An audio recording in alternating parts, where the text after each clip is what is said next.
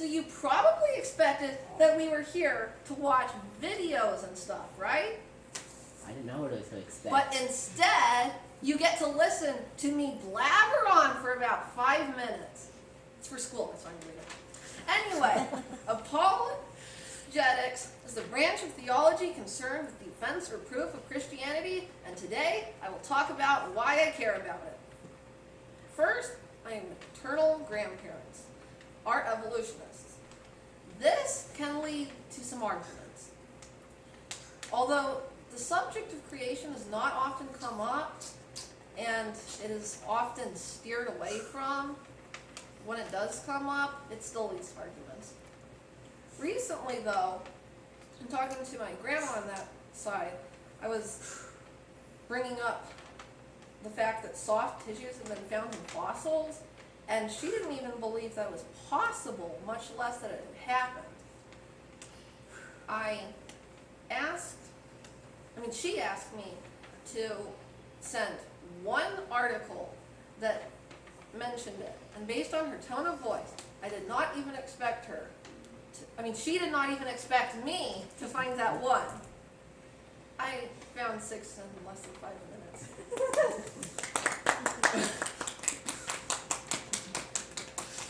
That's not the only part of my family that leads to me caring about apologetics, though. My paternal grandparents are strong Christians and serve as role models. Whenever my grandma is talking to someone, she would talk about 3 things: the Bible, the Republican Party, and Shackley, the nutrition company whose products she sold. They're still around? She is now in heaven, but still serves as a role model. And my grandpa also does. Both of them are good. The next reason is logic and truth, which go together. I like studying science, logic, and truth, and apologetics connects them to the Bible. I also, as most of you probably know, like correcting people pretty often. Really?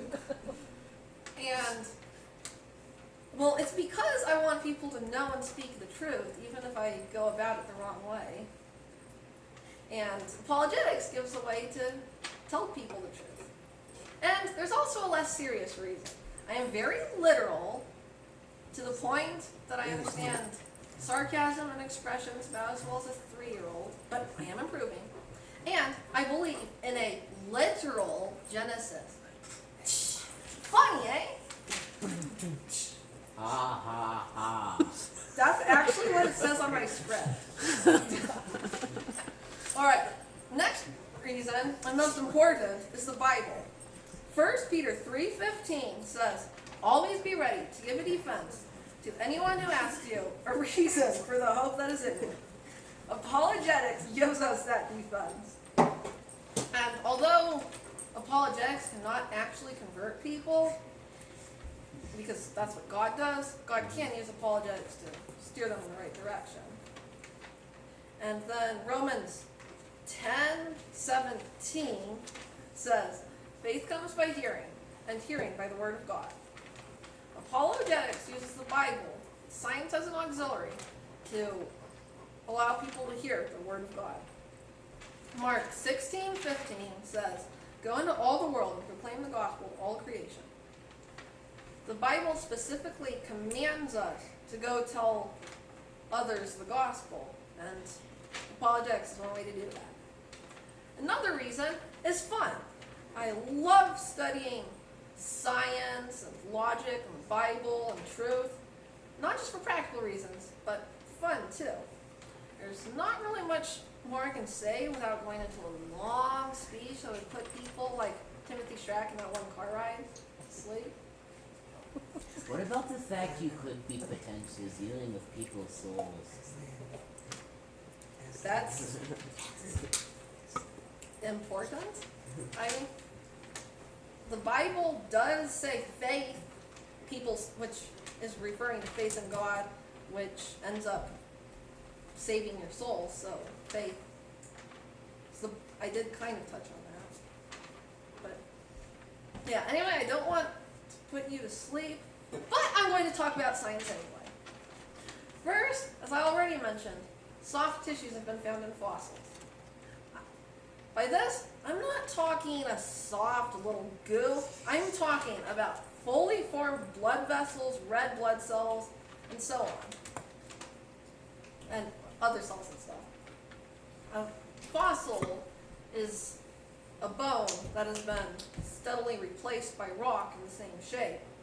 And if millions of years had gone by, the soft tissue would have all been mineralized or decayed.